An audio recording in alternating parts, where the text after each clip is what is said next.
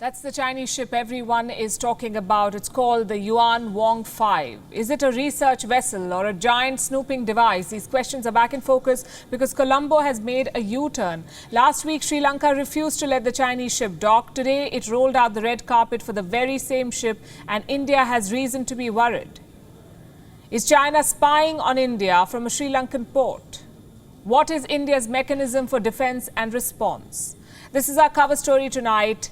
This is a ship we've been tracking for a while and telling you about, the Yuan Wong 5. It got a grand welcome in Sri Lanka today at the Hambantota port. Just look at the size. It's a massive ship, 222 meters long, about 25 meters wide. It has at least 4 satellites and multiple antennas.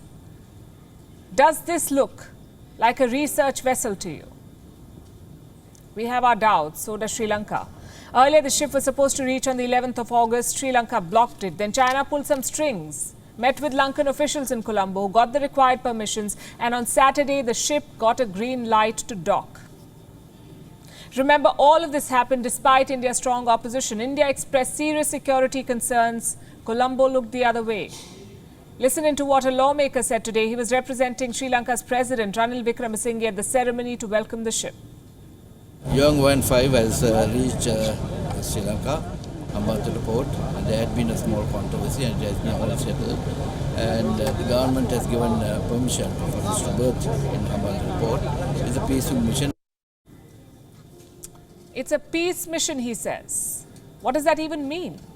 Earlier they said it was a research mission. Now Colombo says it's a peace mission. No research. The ship will replenish its supplies and leave. Our correspondent Dasuni Atauda has been tracking the story in Colombo. She sent us this report.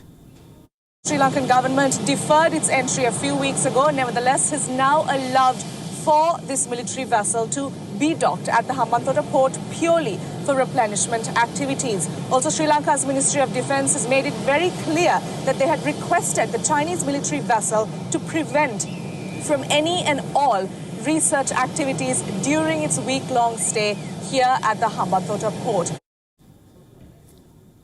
So Sri Lanka told China to drop the research plan, replenish supplies on the ship and leave.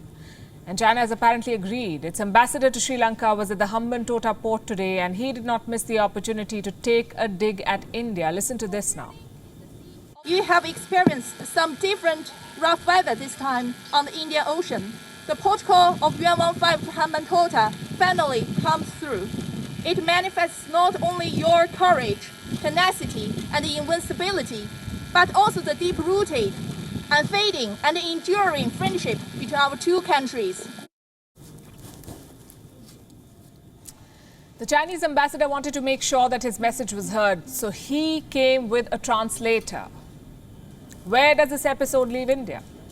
India has security concerns related to the ship, and these are legitimate concerns. Experts call the Yuan Wong 5 a spy ship, and for good reason. Let me tell you more about the ship first. First of all, what is Yuan Wong? This is a generic name for a fleet of Chinese ships. They have about 7 or 8 of them. And this particular ship, the one that's docked at Sri Lanka's Hambantota port, is ship number 5, hence the name Yuan Wong 5. Now let me tell you what the ship can do. It has a lot of equipment on board, and I have a list. There are optical, laser, passive radio and radar devices. What are their applications? What do they do? They can monitor 3 kinds of launches: satellite, rocket and intercontinental ballistic missiles. There are distinct military applications of these tools. The Yuan Wong ships can in fact track ballistic missile trajectories. They can monitor satellite and space vehicle launches, and that's what makes these ships a critical part of China's missile and space programs. But these ships can do a lot more than that. They can also gather what's called technical intelligence. What is technical intelligence? In the simplest of terms, it is information that is useful for the Chinese military. It was supposed to be a research ship. Where does the military come in? It is the Chinese military or the PLA that operates these ships. The US Defense Department says these ships belong to the PLA Strategic Support Force. What is the role of this Strategic Support Force? This is a special unit of the Chinese military. It is like a theater command. It's a central unit for space, cyber, electronic, information, communications, and psychological warfare missions of the Chinese military. And all of what I've just said is a matter of record. There is no denying the fact that the Yuan Wong represents the Chinese military. It poses a threat, a challenge to India. This vessel can be used to spy on multiple strategic assets in India. The range of the ship is up to 750 kilometers. 750 kilometers. The Yuan Wong 5 is currently in Hambantota in Sri Lanka. This is the location. Guess which Indian targets fall in the 750-kilometer radius? The ISRO satellite base in Sriharikota, the Kalapakkam atomic power plant in Tamil Nadu, and the Kudankulam nuclear power plant. All of these fall in southern India. The state of Odisha also falls in the potential target zone. It has the integrated test range. Now, this is the facility where India tests ballistic missiles. So the Chinese vessel can track launches in India.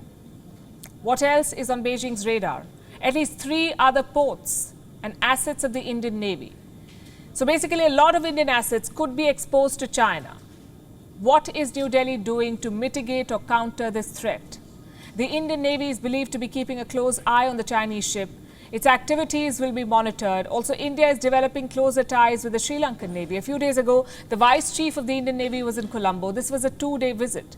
Then yesterday, India handed over a surveillance aircraft to Sri Lanka. Again, the Indian Navy had a key role to play here. The surveillance aircraft came from the inventory of the Indian Navy. The Sri Lankan Navy and the Air Force were trained by India on this plane.